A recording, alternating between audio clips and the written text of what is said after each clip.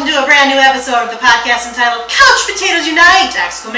Which is based on a blog of the same name, because we're not exactly kings around here, but we think the repetition of our name serves as a powerful and positive proclamation. In fact, I wish I had some trumpets right now. I'll work on that for next time. My name is... oh, that'll work.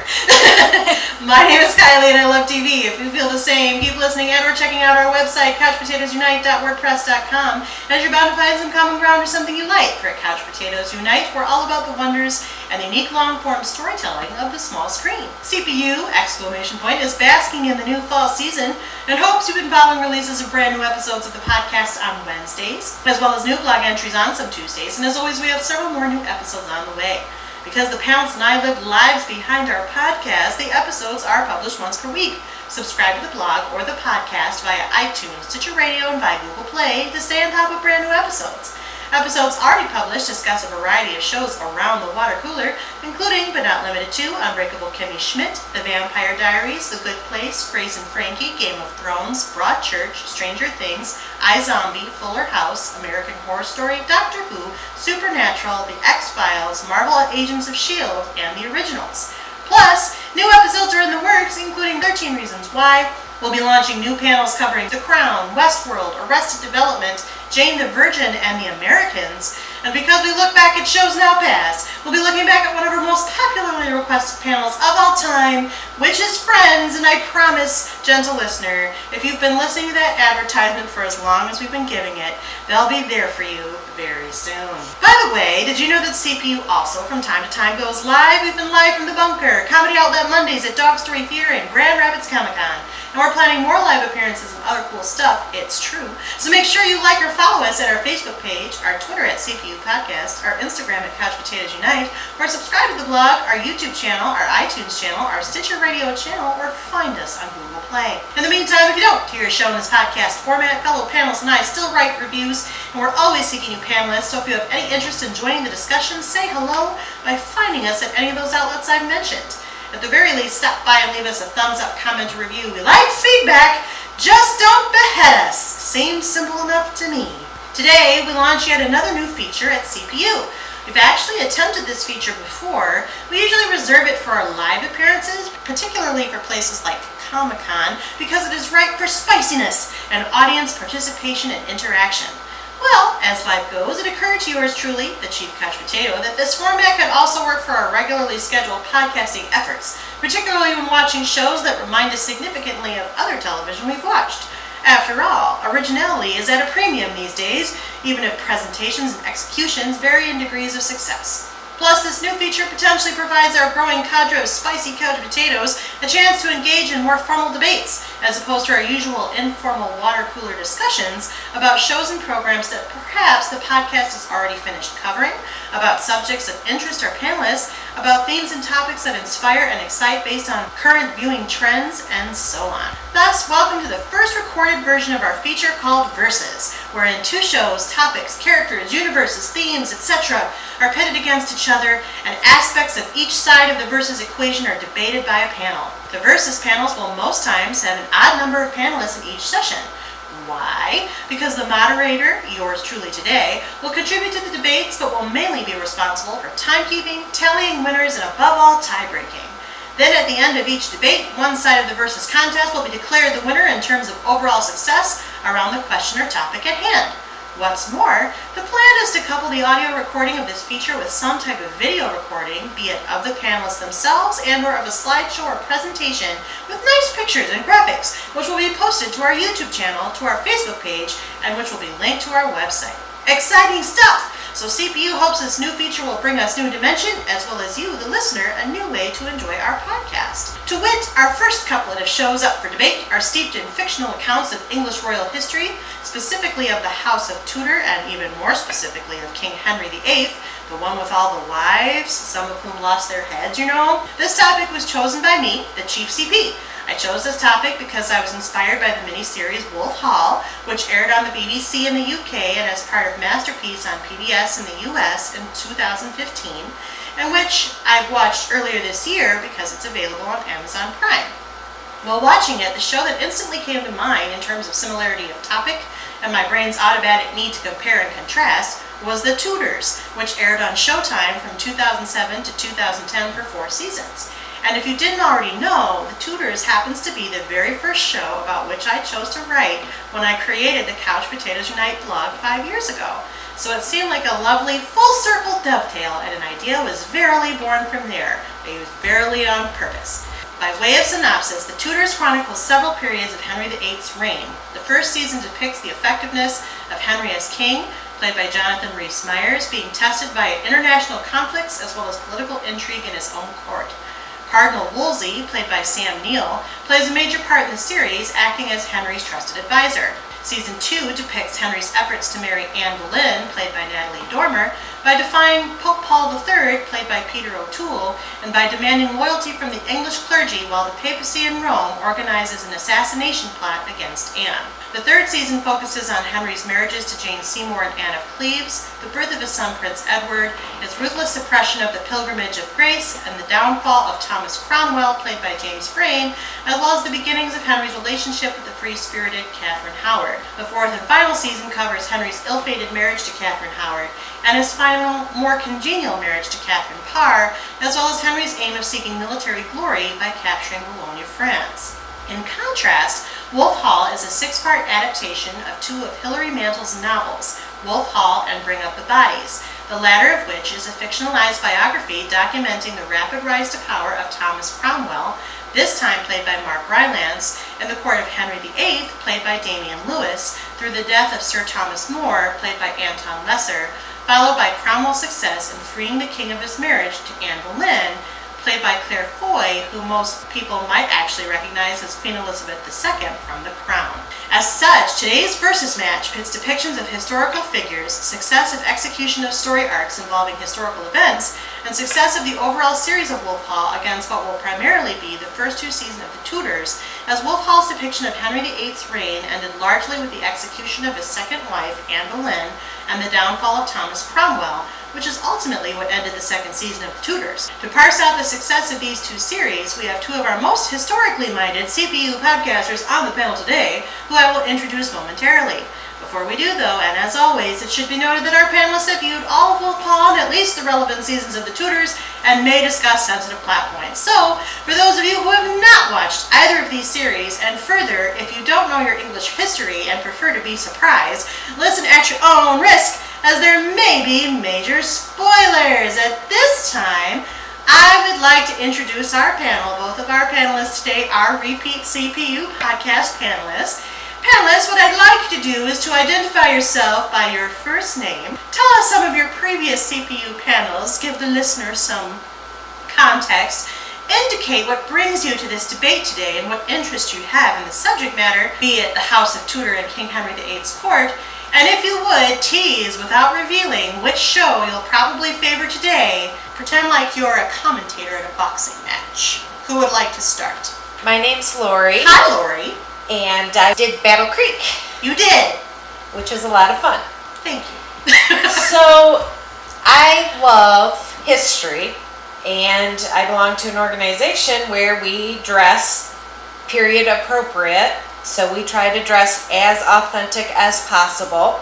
And one of my favorite times is the Tudor/Elizabethan. So when I was watching the shows, costuming became very important to me. So we'll see who has the better costumes. Oh. Won't we? I guess we will. We'll see who's wearing the partlets. I'm Krista, and Hi, I'm Krista. surprised that people might think there are spoilers for this. That's why I made my cheeky comment. Well, one of them rewrote history, just kind of randomly did things that never happened. Right, but the ending is like the same. Well, The everybody same people dies. died. Kind of like Game of Thrones. True. So I'm Krista. Hi, Krista. I was on, and currently still, on Orange is the New Black, Unbreakable Kimmy Schmidt, and Grace and Frankie, and then a bunch that are done. True. Some of them one of them we chose to be done. It's true. They jump sharks. Yeah. So I am kind of a bit of a history nerd, and this period especially has always been a favorite of mine. Yeah, I've always been a big fan of Henry, and then into the Elizabethan era, and even Mary a little bit. even though she's kind of awful. Which Mary? Bloody Mary. Okay, well, there are two in that time period. It's true. Mary Stuart. Mary Queen of Scots. And Mary Boleyn. That's true. Yeah.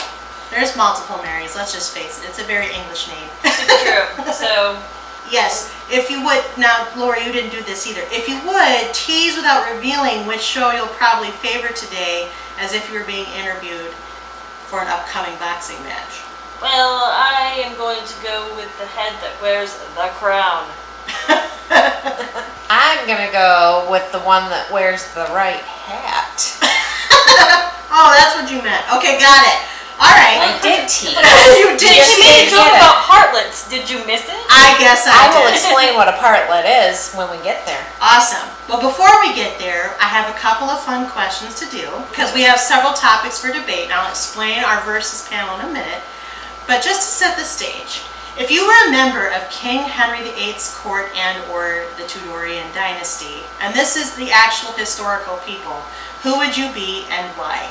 I'm going to go first on that. I wrote down literally as far away as humanly possible because they torture and kill people for no reason. So you would be nobody. I would be maybe Mary Boleyn and just opt out. Okay. Like after she gets over her affair with the king. That's probably good. But just like, she just like, later days and she leaves and gets married and like has a baby and like it's done. Okay. Okay, because they just like, it's very gruesome. And they just... will execute you for no reason. That is true. Henry VIII was notorious for that. Uh-huh. But I would go with a page because you would have good food, you'd have good clothes, and you get to hear all the crap that's going on. You never get to talk. You just are there, but you get to see everything. But you get to see the. But Mark was a page. No, he was a musician. But he was kind of a page. No, page is different. Okay. Totally different. But you saw what happened to him. Spoken like a true person. Shouldn't get too friendly with the queen. So you're not allowed to have friends? Yeah, not really. Well, It's getting spicy already. When you go back, you go to your own people. And have Maybe your own be a people. member of a guild or something. I would like, maybe just be a blacksmith. Okay, sure. That seems safer. Well, you do know where Cromwell came from. Oh yes, I mean, like maybe continue to be a blacksmith. Oh, okay. Not have ambitions for power. I mean, maybe You might get beheaded. big fish, small pond. Sure. So, you know what the ideal job was? An alewife. You make the beer, everybody enjoys your beer, and you're done. I could do that. Great job. That was an excellent consensus. We're not even to the debate topics yet. Sorry. Well, that gives you a flavor. Lori speaks like a true person who likes backstage work. I can listen and not talk. And Krista has the true I don't want to die factor going on. I would share, but I'm not actually here to share. I will share at the end because I'm self-preservation is a good quality. So, well, yeah, it is. You're a survivor. There it is. Okay. So now we're going to take some minutes before we get to the debate. We're going to set the stage again. We're going to talk about the two shows because I instructed the panelists to at least watch the first 2 seasons of the Tudors or to do their best and to watch Wolf Hall, which is only 6 episodes and is a mini-series, and they should have been able to do their best. To do your best. Well, I might be foreshadowing because I know things. So, we're going to start with the Tudors. That is the older of the 2 shows. How did you come to watch the Tudors? What made you start watching? How did you find out about it? What kept you watching? Did you watch all 4 seasons? And then tell us, you can launch into what you liked and what you didn't like about the Tudors. Okay. Yes, I'm going to go first on this one. Okay. So, I had tried to watch it before. I don't know why I stopped, but I know that I didn't continue. But most of it is because of my interest in the subject matter in general. So I watched it again because you told me to. That happens. And it was super gratuitous, both in violence and sexual content. To the point I was like, oh dear, no, not now. The torture and scenes were a little much. Realistic? Yeah, very realistic, which is not something I was like wanted at the moment. How about that? The costumes were. I know Lori has a lot of comments about the costumes, but I wrote a page. but like they were cheap. You could like.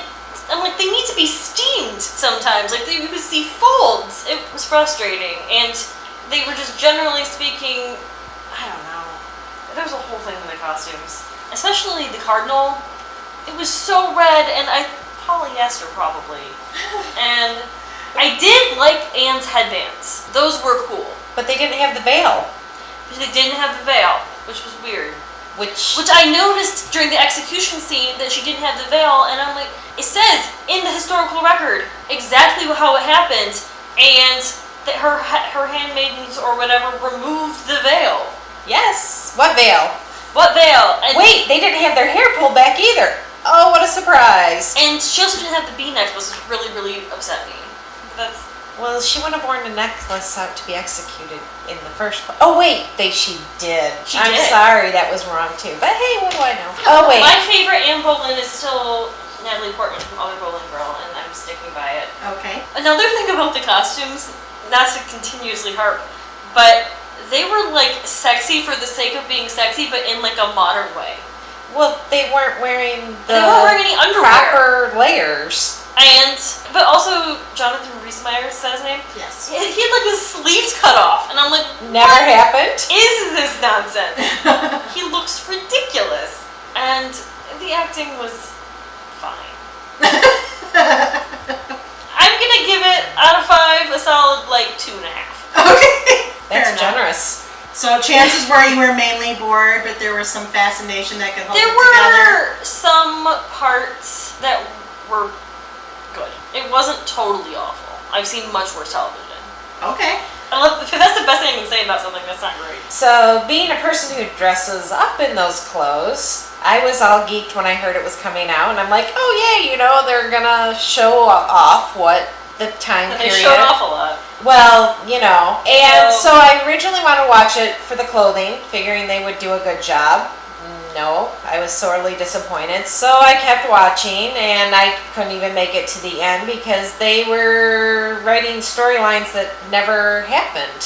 When you have somebody like Henry VIII, who is very well documented, you can't just make up crap. Like his sister. He had 2 sisters. They combined both of their lives and made one sister. But she never killed anybody. Well, but still, I mean... And it wasn't Portugal, it was France. I know, wrong country and everything. That was a whole hot mess. The sister. Yes, she would have been in political standing and married off for political gain, but you can't just rewrite history. How hard is it to have 2 actresses? You would think. 1 million people on the show anyway. Exactly. But the clothing. So, I'm going to real quick go down what they should have been wearing. They should have been wearing brays, which is the medieval form of boxers. Yes, men and women both wore underwear. Then the chemise, then the corset, then the underskirt, then the overskirt, then the outer layer. And that would have been about, my period is about 35 pounds worth of clothes. They would have had nice silk knitted stockings if they were royal. If they were below the royalty, silk was not allowed. That's where we get into sumptuary laws. The Tudors did not follow the proper sumptuary laws. Sumptuary laws of the time period. And what that is King Henry wrote laws about who could wear certain colors and certain types of fabrics, silk being one of them. So I just couldn't get past the fact that the ladies were not covered properly. But wasn't there a scene in, I think it was season 1, where Anne wore purple, and they made it, they made like a hint at it. They did, but they didn't keep it up. They didn't keep it up. You just kind of saw these splash of colors that didn't exist in the period dyes. Believe it or not, hot pink is period. There is a way to make a hot pink. But anyway, I prattle on about that. The other thing was the black work. Black work is the fine embroidery that should have been on all the clothing, and there was like hardly any.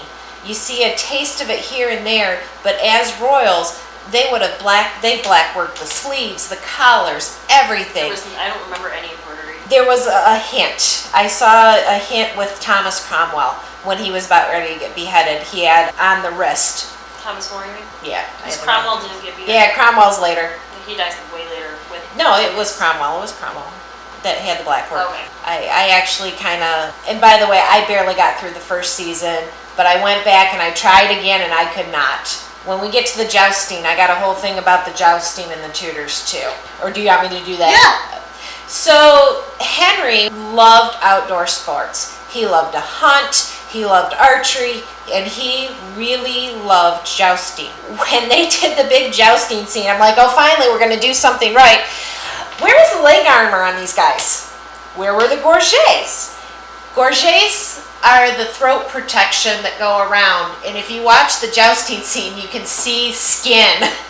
And if they were jousting, that would have been bad. They'd be super dead. They weren't even wearing the right armor for jousting, except in one scene. There was one scene where Cromwell's son is being armored up, and he is wearing proper tournament jousting armor. So there it is there.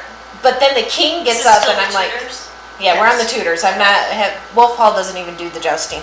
They were armor. Yeah. Just a smidge, yeah. That was terrible. It was just, and one of the things that happened when Henry VIII joust, he fell and of course got knocked out, but there was more fallout from that you don't hear about, is he blew out his knee. And that's probably why he started to gain so much weight, is because he couldn't be as active because they didn't have surgery back then. Right. I thought it got infected and... Oh yeah, there was a whole mess. Yeah, like it wasn't even just that they couldn't surgically do anything. It was that it was so poorly infected, it practically gangrenous by the end. Right, by the end. And this goes into another aspect of Henry VIII's life. Right at this time, the Americas were sending back cane sugar. And Henry VIII, to show his wealth, had sugar put into everything. If you ever eat a true Tudor meal of Henry VIII, everything is sugar.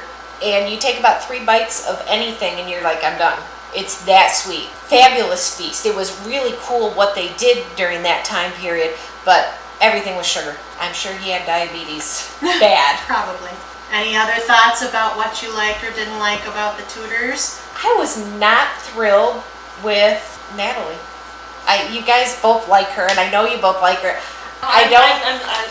Don't count me in this group. Oh, wait. But you said you liked her in the show. Natalie Dormer? Yeah. She had moments, but there were enough things that didn't seem realistic for her to be in that period.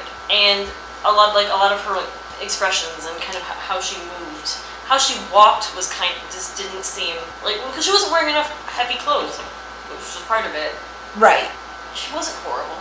Well, it was how they went with it, that she was this forceful woman. Well, her keepers would have toned her down. Her sister would have said, cut that crap out. You need to be this, this, and this. And that's ultimately what got her in trouble, was her not towing the line as much as she should have in terms of flirting with the musician, which we've talked about, where the musician is in there. So is your trouble more with her performance or with the writing of her character? Probably both. Okay. Probably both. She wasn't believable to me as Anne. I think that's really kind of it. She's too young also, but they were all too young. They were all very young. I didn't get it too young off Natalie Dormer. No, she was. I would say she was the right age. And well matched to Jonathan Rhys-Meyers. Age-wise, right? Yeah. I would have. Maria Joelle Kennedy was just so much older. She was. Yes. She was the correct age, which made her seem even older because they were all 10 years too young. Well, I think he was definitely 10 years too young. I believe that Anne Boleyn was young. She was 36 when they executed her. When they executed her, right? But she had 3 kids before then. 2 kids. 3 kids. I mean, she only successfully had 1 kid. One that lived. Elizabeth. Right. For a long time. for a long time. Even wearing lead makeup, she lived for a long time. Right. Yeah, she had other stillborn kids or miscarried kids. I don't think she joined the court like properly until she was like 27 or 28. Which would have been considered very old. Right. When most people got married off at 14. I guess I didn't see Natalie as seeming too young. I do agree that Maria Doyle Kennedy, because of her age difference with Jonathan Rhys Meyers, made Catherine of Aragon look so much older. Right. But she was older in real life than Henry. Well, yeah, she was, 10 to 15 years his senior to marry the brother that died unexpectedly. Exactly. So. Yeah. Which goes into the whole thing why Henry VIII was the way he was. He was the playboy. Right. I mean, you can see that in modern day with the two royals now. One was a playboy forever, and one got married and towed the line. Jonathan Rhys Meyers was an Too interesting angry. choice. Interesting and too angry. Okay, who No, wants it's to... an interesting choice. Okay. Yeah, angry. Very angry a lot. You know, there were two sides of Henry VIII. There was the quick redhead, Fire. boom, fire. But there was also that one of loving the arts, loving to dance. Because dance at that time was considered part of that whole Court life. court life, but it was also part of training for footwork for swordplay. You know, they did both. To be a successful knight, dancing was part of the routine to get that footwork down. Ballet came out of that eventually. It was part of the whole gallantry thing, too, yes.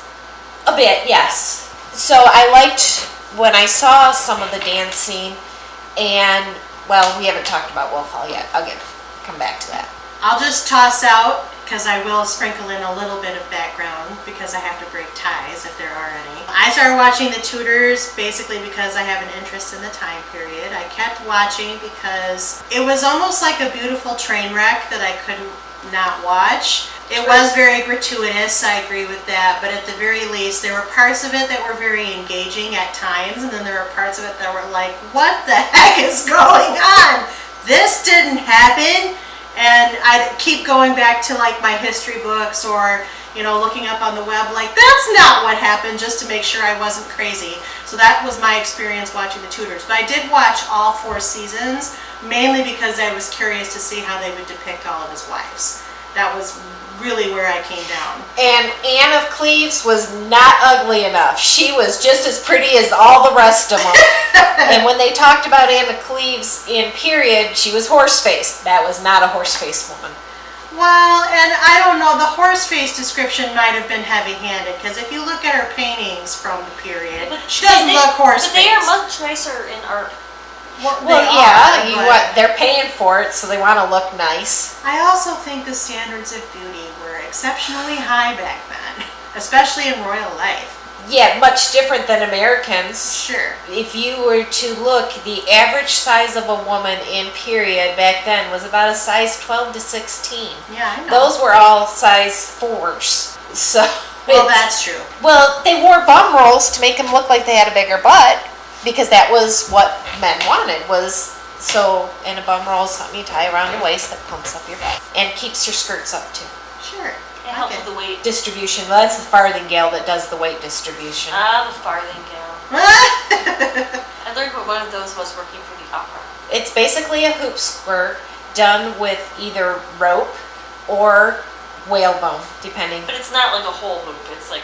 No, by the time that time period came around, it was whole. Oh, was it? And you can tell that who was rich and who was not. If they had this beautiful trim at the bottom, they were poor because they had to reuse their skirts, and when the farthingale put there so they could see the ankles, oh my, and then they just put a row of trim on the bottom to recycle the dress. We should say for the listener that one of Lori's passions is the costuming as well, because she's part of this group. So I just wanted to toss out that the Tudors has some things that I enjoyed, and I will probably voice those, and some things that I was shocked and appalled at. And I don't know where that makes me land. I remember a blog post that I wrote was fairly basically what I said, but with more detail. Like, this was wrong, this was wrong, this was wrong. But they used the wrong horses in jousting. There's a wrong horse? Yes, the Warhorse true, of the that Middle way. Ages was closer to what a percheron is, the draft horse, than your hunting, which is your light horse, which was your Arabians and that strain of horse. Yeah, they were about 1,000 pounds too light, and they weren't wearing armor. They would have worn armor. So total armor with human is about 450 pounds for a horse to carry. Wow. Those light horses couldn't carry that much. They would die. But you couldn't run a draft horse, so when they would go out to war, they would ride their other horse up and then take the war horse out. War horses are fascinating creatures, but the maneuvers they did were utterly fascinating. But go ahead. Okay. I feel like I should learn more about horses now. I know, right? That was a lot of information. And for All my background, I used to ride horses, and I showed, and I've been to nationals and all that kind of stuff. So I know a lot about horses as well. All the equestrians in the audience are like, yeah! I guess. Sure. So that's the thoughts. So now you're kind of getting a flavor of where the panelists are going to land on the Tudors, although we have specific topics and we'll get to those. But before we do, now I'm going to ask you the same question. How did you come to watch Masterpieces Wolf Hall? What made you start watching? How did you find out about it? What kept you watching? Did you watch all of it? I mean, it was only 6 episodes. Come on. And then of what you watched, talk about what you liked and what you didn't like. I want to go first. You went Okay. first last time. My turn. Okay. Oh, Okay. spicy on turn. So, Wolf Hall, first of all, was done by the BBC, not Showtime. There's a big difference because they actually went to ask the reenactors, what do you want to see? What pieces of the costumes do you want to see? And they said hats. If you watch the Tudors, rarely is anybody wearing hats. In period, everybody kept their heads covered so they don't spread lice and or other things. So when you see them wearing 2 layers, they're wearing the proper. They wear a coif underneath, and then they wear their outer hat and or veil. The coifs were worn inside. They would take their hats off inside. Sometimes they didn't, depends on what's going on at the time. But the flat cap the men wear, if you notice in Wolf Hall, there are distinct different styles. The one that Cromwell wears is called a scholar's cap. It has the 4 points. Takes about 3 hours to make one of those, just because I've made them. And they can be felted, knitted, felted, and then you cut it to do all these different ways to wearing it. And you saw at least 4 different versions of the same cap worn different ways. And they were traditionally black. Not much color for the men. Then you get to the ladies that have these beautiful veils with the beautiful headdresses, and they did that right. Their hair was covered as should be for the time period. Moving on to their other clothes, they actually had their chemises on. I can't tell you if they had their berets on. I don't know that part. They never lifted up their skirts to tell. But they were more attention to detail, and I really liked what they did with Henry VIII, was he rewore the same outfits. He had a set hat he really liked. When you watch the Tudors, they were all over the place. But here you saw Henry's favorite colors were red, gold, primarily red, gold, and black. If you look at the historical paintings, he's usually in those colors. And gold was a sumptuary law that only royalty could wear. Gold and purple were the main 2. And he's in these beautiful, proper garments. You could see each layer. And the proper boots. If you noticed on his boots, it was square at the toe. They didn't start shaping the toe until a little bit later with those types of boots. So it's very square. One thing I did see, though, everybody was wearing boots. Nobody wore the slipper type shoes, which we call Mary Jane's now, what you would call a Mary Jane. I didn't see those, and those were beautifully embroidered too. And the black work. The black work in the Wolf Hall show was fantastic. The amount of embroidery that had to be done for that was fantastic. You also saw some jewelry that was worn properly and not as garish. It was more a period look than the shiny of the Tudors. Yeah, like Anne was wearing a crown inside for no reason on a Tuesday, and you're like, no. No, she would have only worn the crown at the coronation. Because there's rules about that. Yes. And I know them, and I don't know a lot about this. then we get into Cromwell's character, and Cromwell was a master at manipulation, and his little birds of the spy network that was used. You don't see much of that in the other show. What he had to do to appease the crown, but also move his ambition as well. But everything was more period right with the clothing. There were a few times where Anne Boleyn wasn't wearing a chemise, but her handmaidens, the ladies in waiting, were usually 100% right or pretty darn close. They wore something called a partlet. A partlet is the black piece that goes over their chest, and it can either stop midway down or cover the chest completely. And it was just used to keep your clothes clean. The lower ladies that you would have never seen in this show would have worn a white one, and they bleached them in the sun to keep their clothes clean.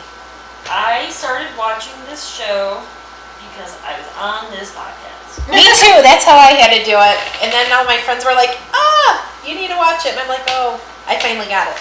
The casting was just so much more historically accurate.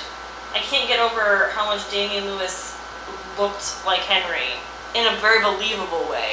And how he stood. He stood with his arms on his hips, which is a very Henry thing.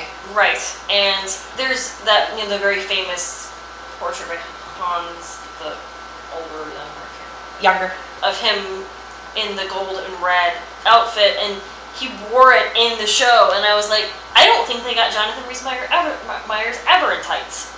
No. Well, a couple times, but not in that outfit. And not, it just, anyway. The costumes were beautiful. Something that really struck me during Wolf Hall was the genuine emotions that were being on display. I really believed all of the acting choices, and when they were going to go be executed, there was a real palpable fear that it was moving, if nothing else. The sets were beautiful. It was generally just, in the attention to detail, it was just gorgeous, the whole show. My only complaint was that some of the pacing was weird, and that I didn't always feel like there was a huge momentum, until kind of the very, very end of it. It just kind of felt like we're telling a story. It's very British that way, though. Right. That's how they pace. So the pacing was weird, but not bad. My only big complaint is it's called Wolf Hall, and we don't see a ton of it. And we don't really get into the Seymours at all, really. Really, just at the very end. Very end. And I'm hoping they're going to do more. I would love to see more. My guess is that in the novel there's more that just didn't make it into the miniseries, and that's why it's called that. I have to do some research, but I feel like there is either more novels. There's one more. Yeah, so I think that third novel is the Seymour era.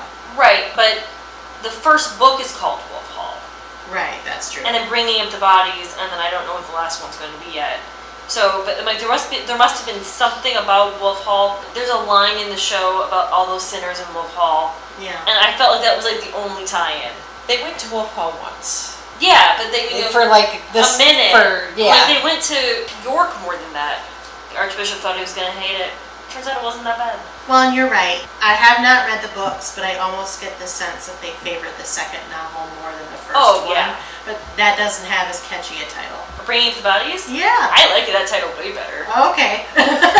I thought Wolf Hall was simple and direct. Oh, and I liked it because it was a lot of people are going to die in this part. Well, I looked at it as, wolves circling the dead or, the dying animal. The reason it was called Wolf Hall is because it's named after Wolf Hall, which is the Seymour family residence. Right. We're a bunch of giant nerds here, aren't we? No, but you're different nerds. I mean, I think our podcast listeners are used to a certain brand. You're a different brand, and that's great. Anything else you want to say about Wolf Hall before I offer my few thoughts? I liked how they were inside and outside. Oh. I would have liked to see rain because it rains a lot over there. When I was there, it rained a lot. Yeah, that's common. It was kind of always sunny, and I'm like, yeah, no. It was shockingly historically accurate compared to the other. But Hilary Mantel is a historian. Yes. Does that make sense? I did like it from Cromwell's perspective, and I found myself sympathizing with him until I very suddenly stopped. And was like, oh no. Just because Thomas Brodie Salem, whatever his name is there, I was like, just because he's there doesn't make him a good person. And but Richard and Rafe, I'm like, oh, well, they're good dudes. They like him. It's fine. And I'm like, oh no. Well, but then you gotta get into the whole religion aspect that is kind of glossed over in both shows. Yeah. About the whole thing between the Protestants and the Catholics. Yeah, they kind of just like the whole Reformation. They're just like, bloop. Yeah, kind of just bloop. They get into it a little bit in the later seasons of the Tudors just because they start to explore Mary and Elizabeth growing up, but it's not omnipresent by any stretch of the imagination. Something we didn't say about the Tudors, Wolsey didn't kill himself. No. That was one of those things that was when it literally jumped the shark as soon as I'm like, this is bloody and gory and ridiculous. Well, I kind of went, and then I Googled it and I went, yeah, okay, now it went down 2 more notches. I watched Wolf Hall first. So I watched Tudors first. So, and I did all my research while watching Wolf Hall and it matched. So I had something in my brain recently to compare it to be like, no. Wait, what? A lot. There was lots of Googling. I do have one thing to say about the Tudor costuming and Wolf Hall costuming. They did the right thing about the corsets. They flattened back then. They did not push up like you see at Ren fairs. That never happened. The whole push-up thing. So I was appreciative that they flattened everybody properly. And everybody's going, huh? No, I know what you mean, because at Ren fairs I'm like, confused. There's a negative term for that, but I don't know what censors, I don't know what words I can say. There's a negative term for that. We're supposed to be PG rated. If a tit circus sits on it, it's not right.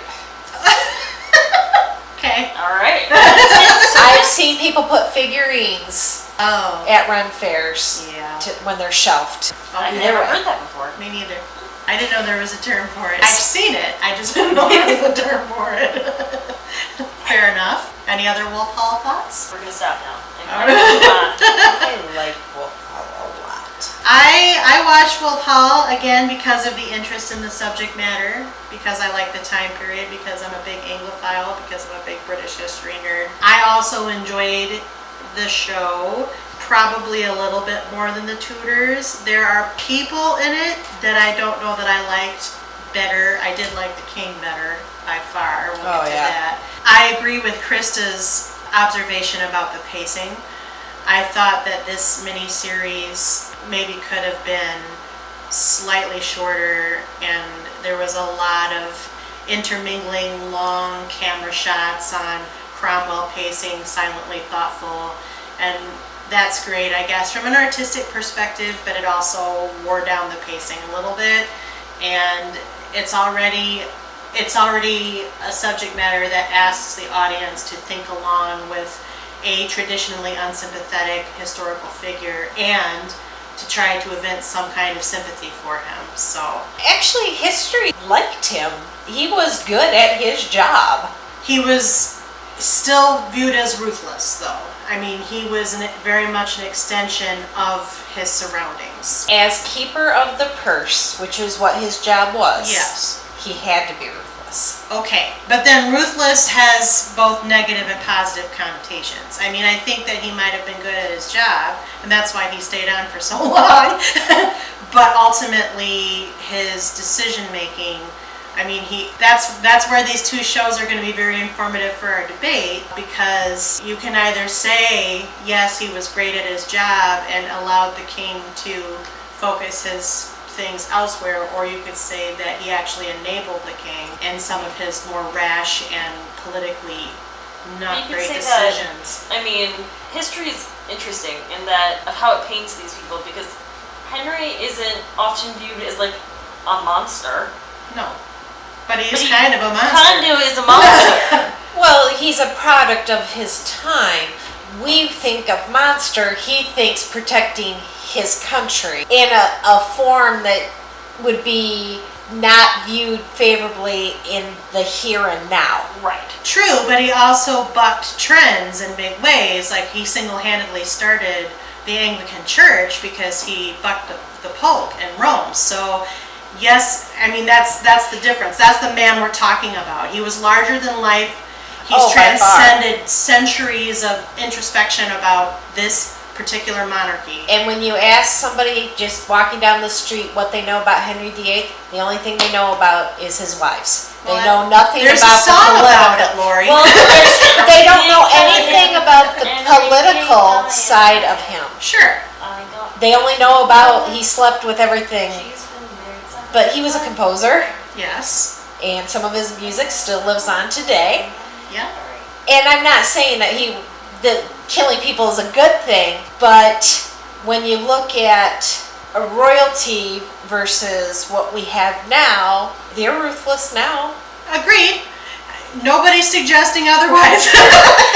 It's just a question of, and that's why we're doing this debate today, because the two shows take similar but very markedly different in many ways vantage points on several of these key characters / figures, including Henry VIII, So let's start Thomas Cromwell, Anne Boleyn, and others. So let's get to all right, so I guess that's a segue that we're getting to. Now we're getting to the debate. So as I said in the intro, this is verses. We have picked 13, I don't know why 13, maybe because it's lucky, 13 topics to debate. We've hit on some of the things that you've liked and haven't liked.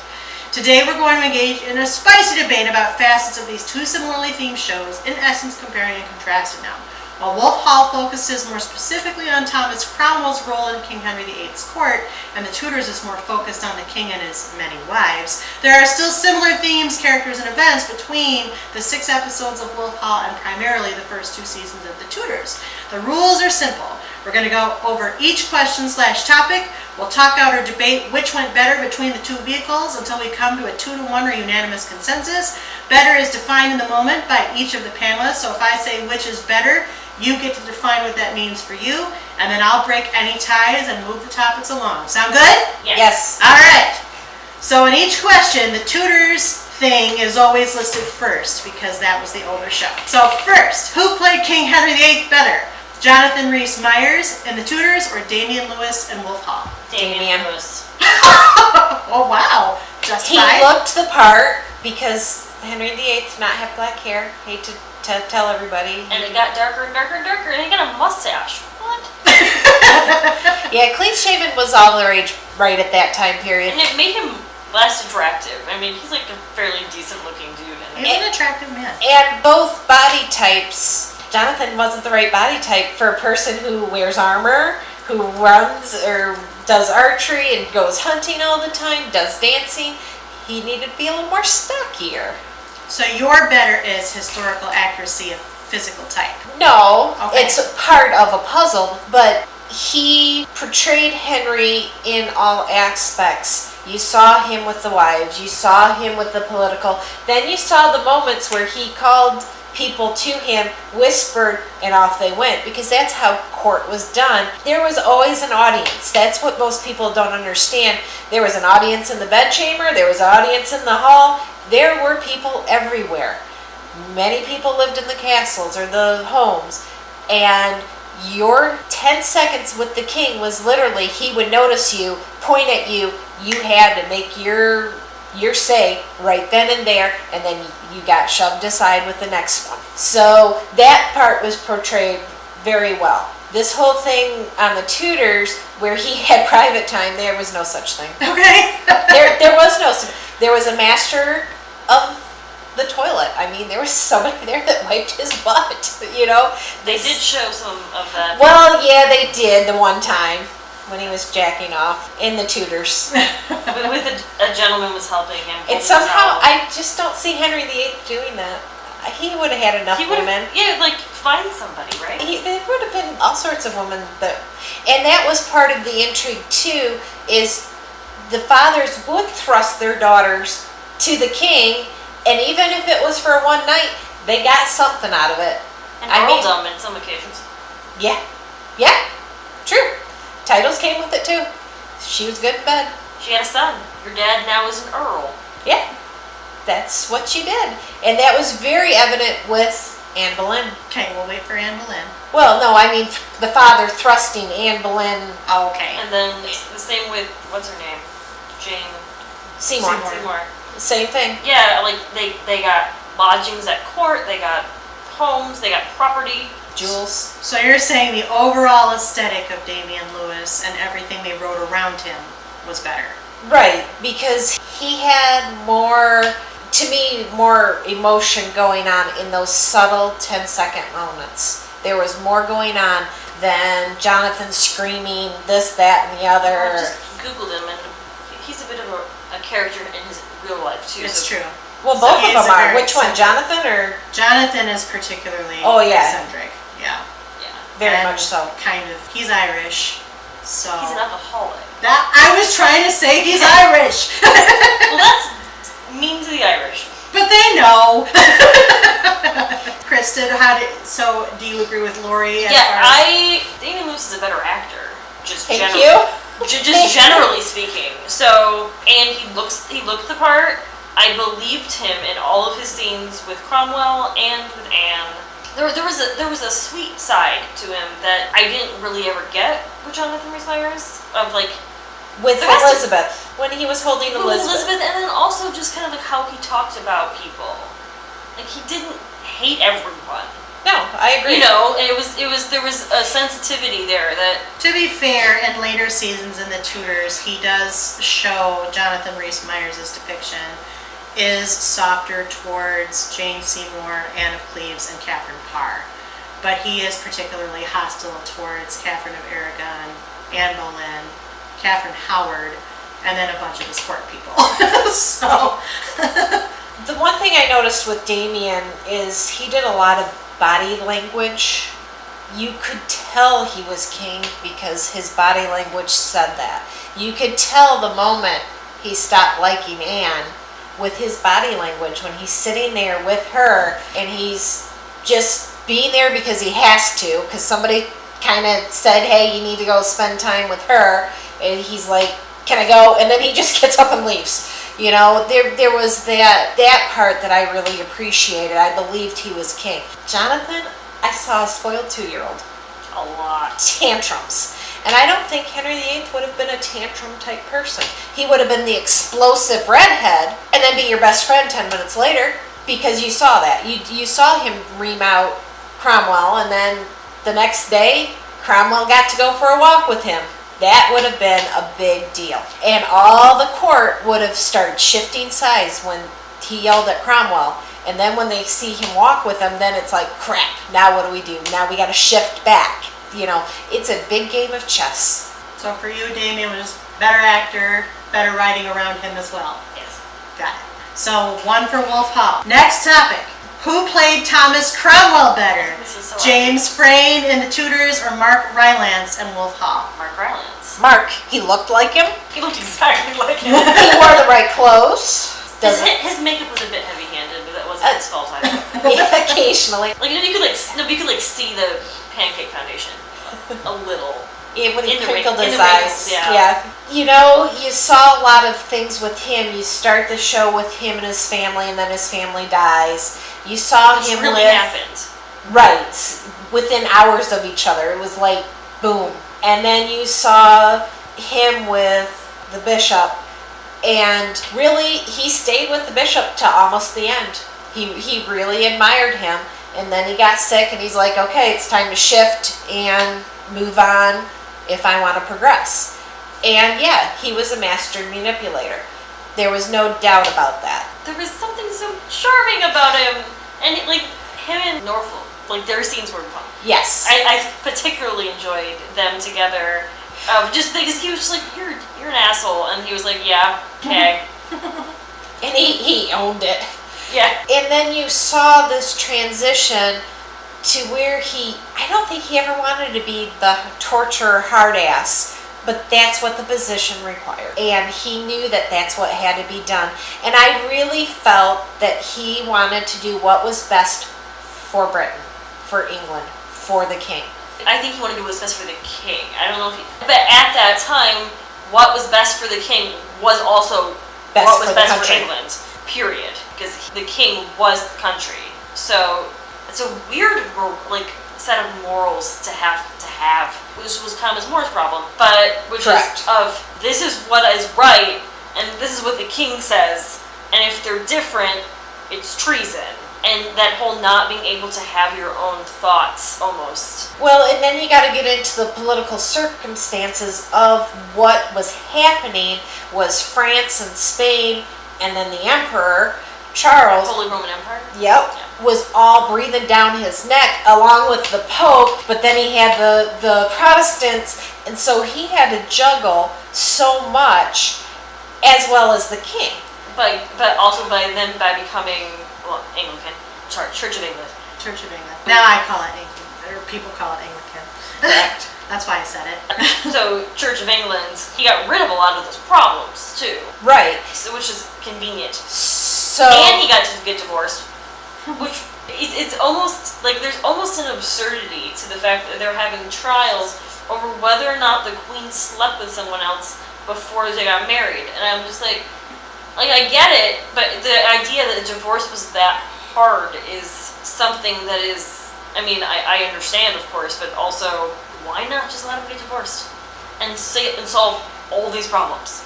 because that's not how it was done. No, I know that, but A marriage contract was a physical contract Oh, no, up I know. there.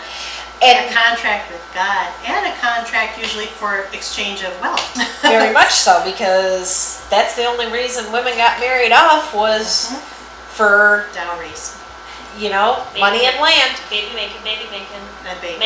Make boys. and boys. And if you were of a lower class, though, that time period, you pretty much could choose your own mate.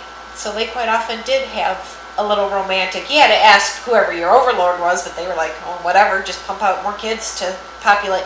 Going back to Cromwell, though, when he stepped into that role as the purse, Henry was bankrupting the country. So he had to find money. So what did he do? He shut down monasteries and the abbots and all of that and took all the wealth from the Catholics, and that's how he funded everything. And probably most people don't even know that happened.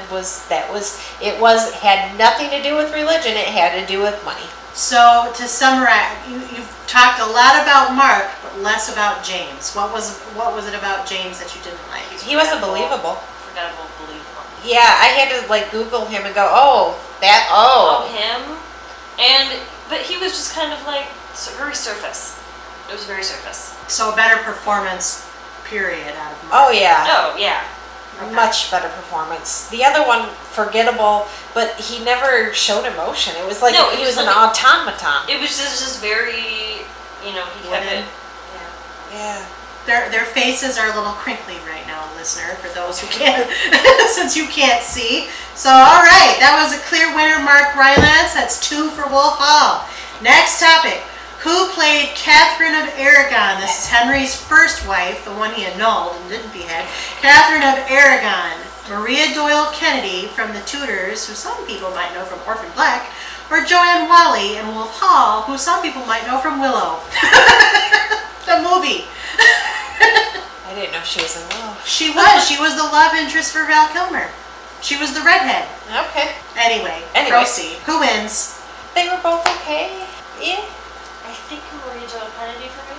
You can't pick one? I can't pick one. They were okay. They were both. They both were comparable. I think Maria Doyle Kennedy had more emotion. That's why I would give the edge to Maria Doyle Kennedy. I thought the Joanne Whalley performance, I think Catherine of Aragon is in some ways a tragic figure from history. Very, very much. Yeah, and I felt that Maria gave her more heft and weight than Joanne did. I don't think Joanne was a poor casting. You're right. They're very comparable, but I think there was just more emotional resonance. Like I felt that was one of the most enjoyable parts for me of the Tudors, was them navigating him out of the Catherine marriage. So I enjoyed because of her. So I would give my vote to Maria. I abstain. Okay. I didn't think either. So that's 1 for the Tudors, 2 for Wolf Hall. That's how this works, see? All right, this one's going to be spicy. I can feel it. I think so. Who played Anne Boleyn better? Natalie Dormer in The Tudors, who some people might know from Game of Thrones, or The Hunger Games. Doing a much better job in that show. Or Claire Foy in Wolf Hall, who some people might know from The Crown. Claire Foy. God dang. No, they staged that right. She would have been surrounded by ladies at all times, and every monarch had their spokesperson that went out. And in the Wolf Hall version, you had Mary, the sister, do a lot of that because they knew everything. And ladies in waiting slept in the same bed as the queen. Whoever was the favorite of the day, that was a high honor. So there you go. So you're basing it on staging of the execution / her queenly comportments? His comportment, yes. Okay. Claire Foy is a better dramatic actor. I haven't seen Natalie Dormer in anything else. I haven't seen Game of Thrones. I know. Everyone judge me now. They all do. Yes, we do. I don't care. I would disagree that she is worse than Claire Foy as a dramatic actress. I think she's a very competent dramatic actress, and I also have very passionate thoughts about her performance in The Crown. So I wouldn't go that far. Natalie Dormer's in The Crown? No, Claire Foy in The Crown. I have passionate negative thoughts about Claire Foy and The Crown. I don't think Natalie. Wait till we get to that podcast. I know. That's Krista moderates that one. It's gonna be fun. And it could have been how it was written that it was better. I believed Claire Foy more. I believe that she was really experiencing these things. With Natalie, it felt a lot of times like she was throwing temper tantrums. She kind of overdid it sometimes. There was almost like a whiny nature. There was a whiny aspect to her, but the Claire Foy depiction also had a lot of petulance. So it didn't take on a whiny tone, but there was petulance. So I'm wondering if directing in these two characters / figures was really the problem, as opposed to the actual actresses. I believe that. Yeah, I could go with that. But for your purposes, to summarize, Claire Foy is the better Anne Boleyn. Yes. Yes. You believed her more, and you thought she was just generally staged better. Yes. All the way to the point that she was on a throne in her own quarters. She had her throne up above and it was subtle things like that made the difference between Wolf Hall and the Tudors, was subtle things that put characters above other characters that would have happened. The moment when she was arrested and was just there was so much tension in Wolf Hall that wasn't there in the Tudors, for me anyway. Her basically having a panic attack without us seeing her have a panic attack. You could just see it in her chest, but her face never moved. And that would have been the training of being a royal, but nothing, you gotta keep it internalized. So Claire Foy wins this debate. Yeah. That's 3 for Wolf Hall, 1 for the Tudors. Next, who played the Cardinal Wolsey better? Sam Neill, who some people might recognize from Jurassic Park, and the Tudors, or Jonathan Pryce, who some people might recognize from Pirates of the Caribbean and Wolf Hall. Evita. Oh yeah, I didn't like that movie. I'm picking the ones I like. We won't go on. I actually liked both of them. I thought both acted very well, very believable. There were the nuances of being accurate, historically accurate, and oh my god, what did they just do there between the two? But I like both actors, and I think they both did a fantastic job in their role. So you're not picking one? You're abstaining? Let's see how this pans out. Maybe by the end Maybe I will convince you. Convince me one way or the other. All right. I'm going with Jonathan Pryce. Because he's historically accurate. His costume didn't make me want to punch myself in the face. Sam Neill's it was garish. That red was a little bright. It was bad. But he had a very strong. I like because we got more of him in the Tudors, which was where we kind of got a big a montage in Wolf Hall. Yeah, bitter end. Just the last. That suicide thing really bugged me. But I know, but and I know we're trying not to be, I don't know if we're going like the big picture, like. You get to define it. It seems like we are, because, the ladies in waiting, etc. That's been the trend so far. Just because I liked his relationship with Cromwell. That was a highlight. Well, it was a father-son type of relationship. And there was that moment, and like, his office just seemed really chill and laid back compared to everybody else. There was a familial nature to his people, I guess. Yeah, I'm gonna go with Wolf Hall on this one. I'm gonna go with Sam Neill.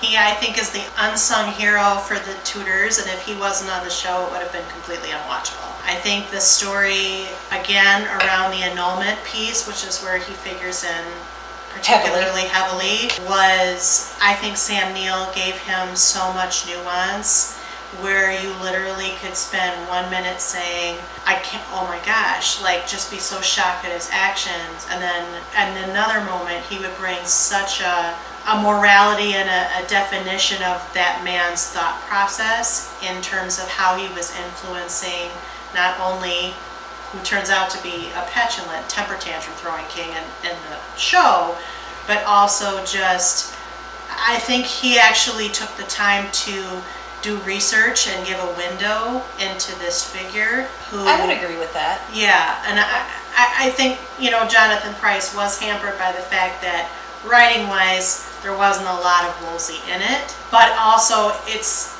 that I think is something that they could have added some dimension with, is the Wolsey bridge, because when we saw him, he was very near death. We didn't get a lot of... And he was in exile already. He was already out, and that was the segue for Cromwell to come in. It would have been interesting to see Jonathan Pryce kind of play out more of the sequence of events with the king, because we never saw him with the king. Right. But I think that Sam Neill... There were two actors in particular that I absolutely loved out of the Tudors. One was him, the other was Peter O'Toole as the Pope. So I would give Sam Neill the vote on this one. So now you gotta pick one because we're tied. I'm drawn to both because I think they both, again, are very good actors. If you want to go based on complete picture, you would go with Sam Neill. If you want to go historically accurate, you'd go with... Well, which do you want to go with? I gotta go with the historically accurate. Okay. I gotta go with Wolf Hall. That's fine. I'm actually here to break the ties. You just abstained. And I created a tie. So, 4 for Wolf Hall, 1 for the Tudors. Okay. Next, and the reason why I included this character is because Ashley was very prominent in both shows. Weirdly, but maybe not weirdly, Charles Brandon, the Duke of Suffolk, one of the king's closest advisors, played by Henry Cavill in The Tudors, who is now Superman. Who's supposed to play The Witcher. He is supposed to play The Witcher. I hope that's he his knocks next it out of project. the park, because that's... And then Richard Delane played him in Wolf Hall. I literally don't remember him in Wolf Hall at all, so I'm going with Henry Cavill. Because I know what he looks like. So a little more memorable in the Tudors. He's nice eye candy, right? He's really good looking. He is really good looking. I just don't see how they're going to have to do a lot of makeup for Witcher, but... I enjoyed his relationship with the sister. I think that's when we first met him, and then... Right. That was nice. I mean, he turns into a jerk.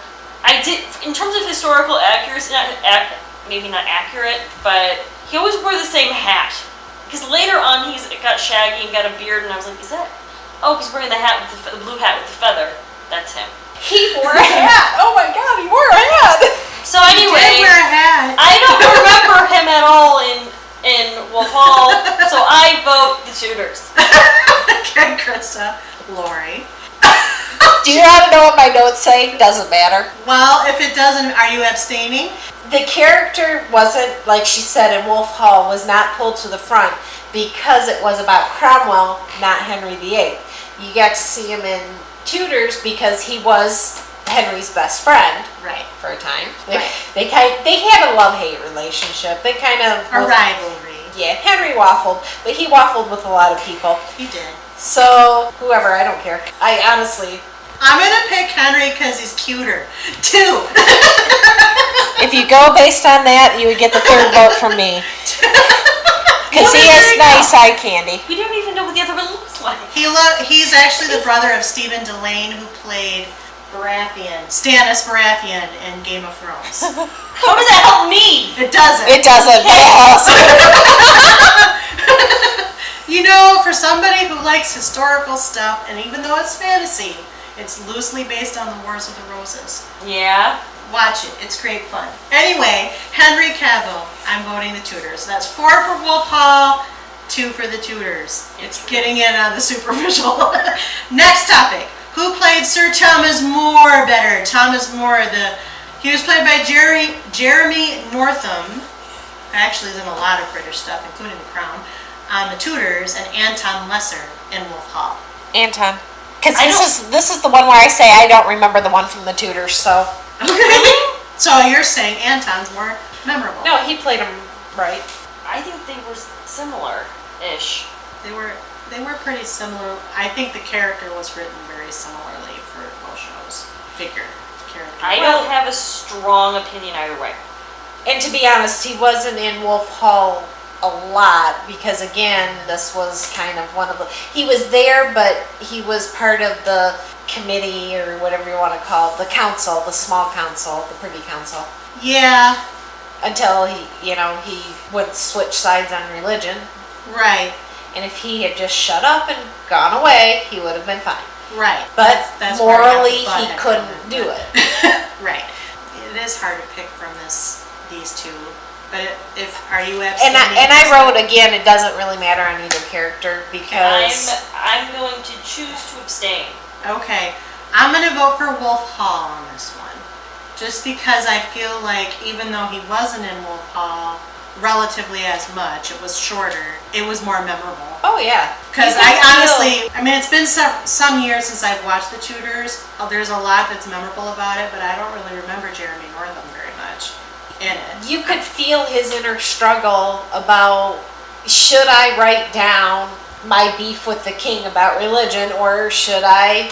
And he decided he needed to stick with the Pope. And I don't think they actually went through that sequence of events in the Tudors. I don't think so.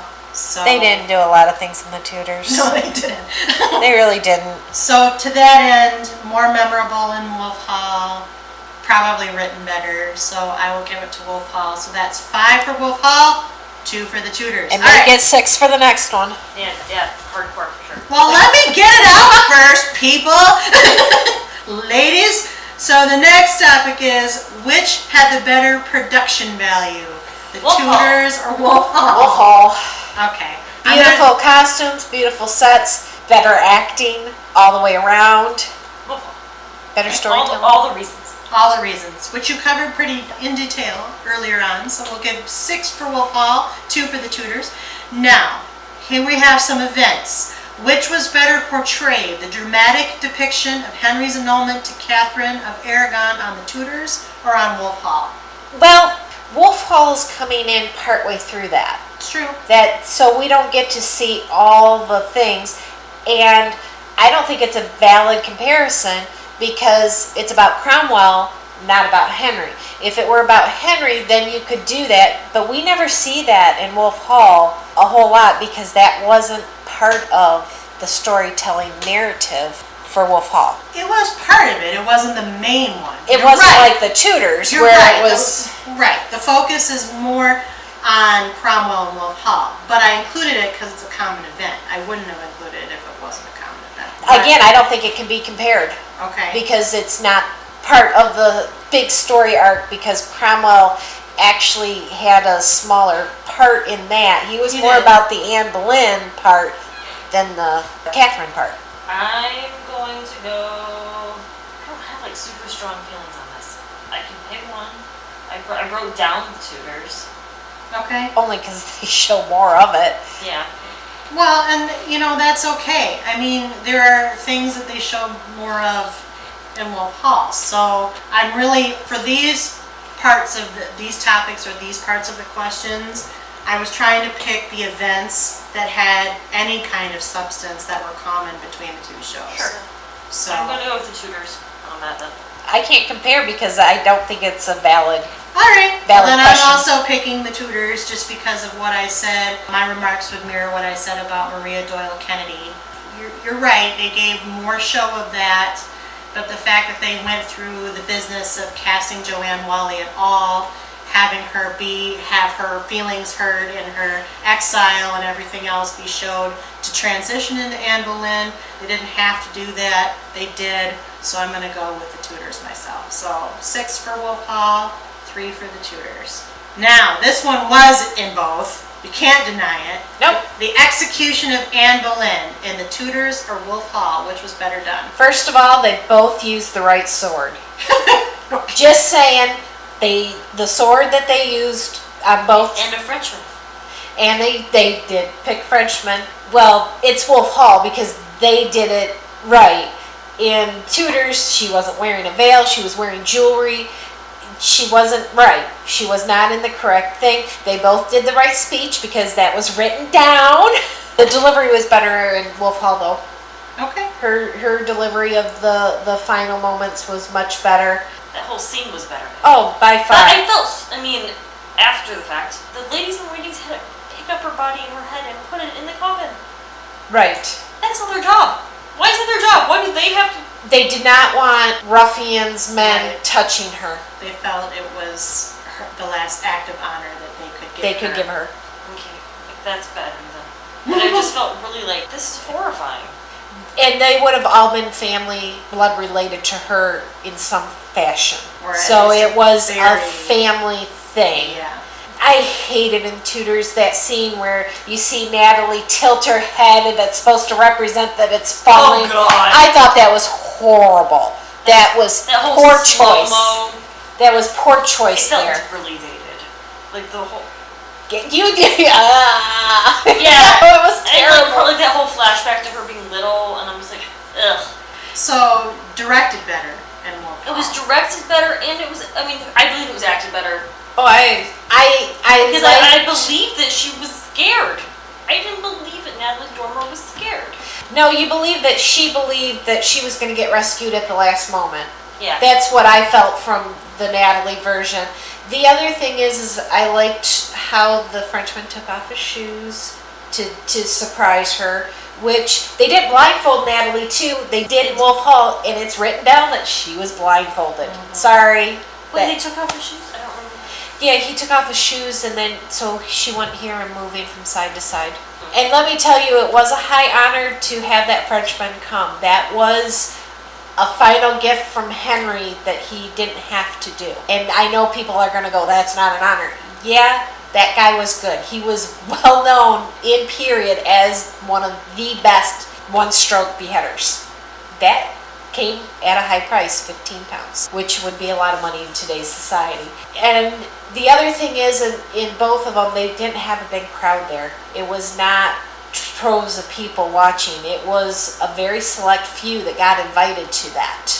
So weird. So all in all, the staging and accuracy and performance and direction, just all in all, Wolf Hall did it better. Oh, It was hands down. historically correct. So that's 7 for Wolf Hall, 3 for the Tudors. And I really, like, I don't know if this is historically accurate, but in Wolf Hall, she handed out money to people. And Yes. It was almost like she was grasping at, like, one more moment, one more interaction. Yes. And there was something about that it not being in the other one was... And that, yes, that is very true. It's a signal of giving up all your earthly possessions.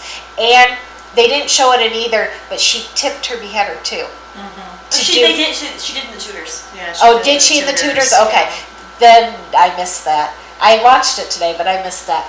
Tipping was, you want them to do it in one stroke, which if you fast forward to Cromwell's beheading, Yeah. you will see a different play on that. I think she also made a point of that, if I understand the documents correctly, because she was pretty beloved by the people. She was. And so it was kind of what you said, her last grasp. And Well, she kept hoping that the king would change his mind to the very last. to the very last. She probably at some point really did love him, but she couldn't give him what he wanted, which was an heir. Right. It boiled down to that. And then the irony is, her child becomes one of the longest reigning monarchs in history. That's fun. Well, in which one had the dwarf? The lady that played the dwarf. Which one? Tudors or Wolf Hall? Wolf Hall.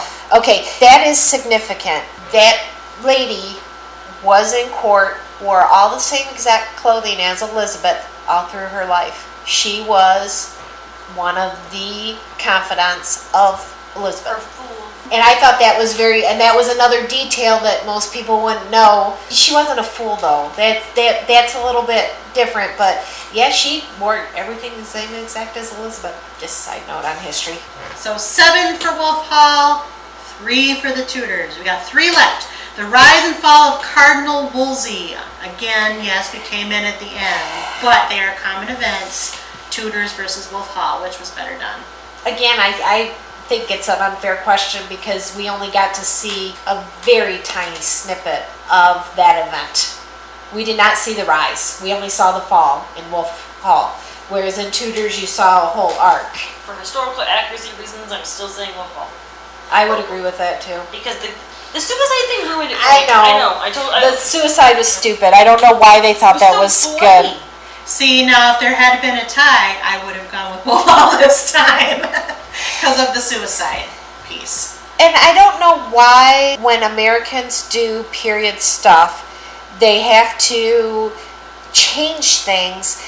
I mean, Henry VIII, his life was a drama. It was a soap opera. It's one of the best documented monarchies of the entire history. You had so much material, so why did you have to change things up? And here's another side note. Most of the time when they had sex, they were still clothed. If you've ever taken or put on a corset, it takes a long time to put a corset on and get a corset off. They never took them off. They just did it. That's another thing that bothered me is all the TNA. It's like, yeah, if they were peasants, yeah, they would have. Not the royalty at all. Sorry. It's okay. Next one. Maybe at night. At night, yes. But they were having sex all hours of the day. It was one of the activities. They didn't have TV. And jousting was really heavy and hard. And dangerous. And dangerous. And deadly. Like, logically, if you're gonna getting pregnant outside of wedlock was like the greatest tragedy that could befall a woman. But they were having sex all the time. It's like, why didn't they get pregnant? No. They did though. But they did. But it was just. She's talking about the ones that were born out of wedlock. I'm just talking about logic and the fact that there was a lot of sex, but you were. Well, do you want me to spell it out to you? What they did? So they wouldn't get pregnant? No. I mean, no. Those might cross the standards. I understand how that works. I mean, but my point being, they were having the sex, and it was a bad thing. It was like also they were having the babies. It was more. They didn't put 2 and 2 together. It's like such a double standard. Oh, very much so. Very much so. And the whole thing about this was pre-birth control. Well, no, they had birth control before 1960. No, I know. But they did have forms of birth control. That's what always amazes me about how people really think they did. They had actually several different forms that was not as harsh on the body as some of the modern stuff. Going back to the double standard, very much so. The guys could do whatever they want. But going on to the other part mentioned earlier was sex of same gay sex. That was perfectly acceptable. You just didn't flaunt it because the ladies in waiting with the queen probably had a good time. The guys the same way. That goes back to the double standard, but you don't flaunt it. That was where things went south. Or tell your wife, as they did in the Tudors. So that's 8 for Wolf Hall, 3 for the Tudors. Next, this was the biggie. The rise and fall of Thomas Cromwell. Well, we didn't see the fall in either of them. Well, actually... You do in the Tudors. You do. It's in the 3rd season. His execution was within the first couple of episodes of the 3rd season. But he was on his way down by the end of number 2. Because... But he wasn't executed. He was not executed in Wolf Hall. It stopped. No. But time line-wise, it wasn't until the 4th wife. It was wife 4 and 5. Yeah. That transition. Because he was killed with... The fourth wife is Fourth Anne wife. of Cleves. She was Fifth not killed. He was killed with the fifth wife because Jane Rochford was killed then too. Yeah. And that was a sword affair. That was a mess. Which the Tudors actually did it right. Except the drunk part. The guy was a terrible executioner, but the whole thing about getting him drunk and that, there's no historical record that that ever happened. So which show? Oh, well, it would be Wolf Hall. Because you saw him in multi-dimension of acting with the sadness of his family, with his mistress, with the king, with others. Whereas the other guy, he was so... She was making a bland, boring face. Sound effects. Oh, I mean, the Wolf Hall's about him.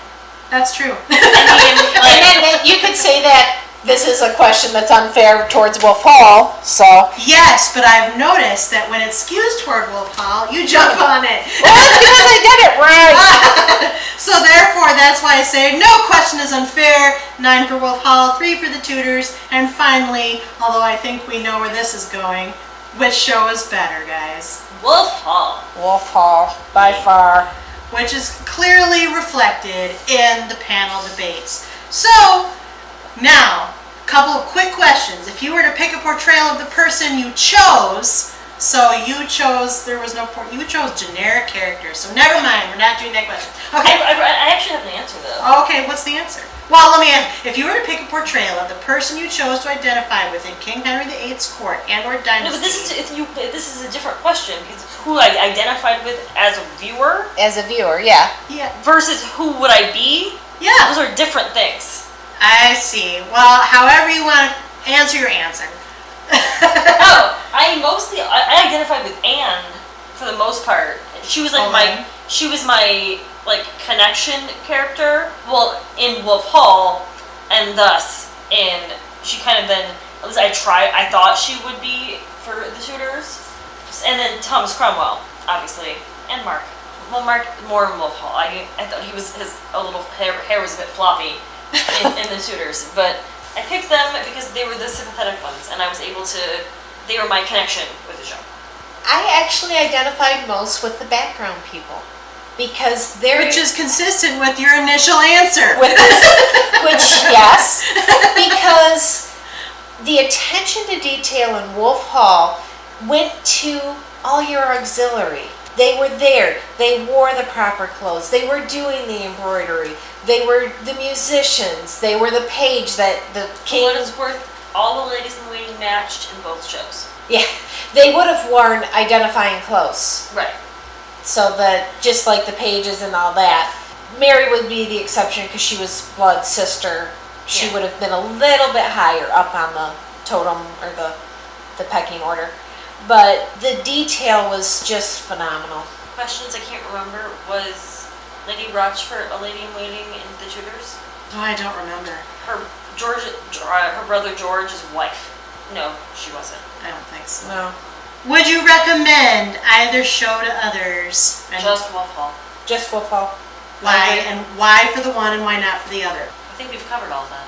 Historical accuracy That's where I was versus going. TNA of Hollywood. Okay. Do you have a one-line quip? It's better. I said one line. It's just better. Okay. Well, I didn't have to do a whole lot of tie breaking, but if you are a big fan of British history, Tudorian dynasty, King Henry VIII, and you like historical accuracy in your depictions, these ladies have spoken very passionately towards Wolf Hall. So, because they've done that, is there anything else you want to say, a closing remark? Okay. I'll take your silence as a no. And since you silently said no, I'm going to vocally say yes by doing the thing I always do, which goes like this. CPU is produced by Back Pocket Productions, run by yours truly, the Chief Couch Potato, and hails from Grand Rapids, Michigan. Please, if you like what you hear, would you take the time to rate us on iTunes, Stitcher Radio, or Google Play? That means give us stars, comments, reviews, let us know how we're doing. What did you like? What don't you like? Did you like this versus thing? Did you watch the video? How did you enjoy it? Please tell us, because then we might make more if it worked out. If it didn't, then we might not. got it. That's how it works around here. If you have suggestions on shows we might consider, either for our regular water cooler discussions or for verses, contact us at our website, couchpotatoesunite.wordpress.com, by email at couchpotatoesunitepodcast@gmail.com, or via Facebook and Twitter. Though, of course, we had new and old shows to chat about around the water cooler all the time. We have several more new episodes coming down the pike, as always. And if you missed old episodes or want to know in general what we cover, we're everywhere. Just find us. Search for us on Google. We're topping the list under our name. Subscribe to our website, our channels, our social media accounts. Stay up on new events and episodes. Until the next time, if you want to watch the Tudors, despite their ringing non-endorsement, you can find it on Netflix. And if you want to watch Wolf Hall, as I've previously mentioned, it's available on Amazon Prime as part of their PBS collection. Our next Versus panel will be announced as opportunities to debate shows and topics arise. Let us know how you like this feature, and if you have nominations for shows we should cover on our podcast, again, in general or part of this feature, contact us via social media or email. And you can volunteer to be a panelist too. In the meantime, and until next episode, new episodes are published every Wednesday. Keep listening, keep watching, stay tuned. Bye-bye.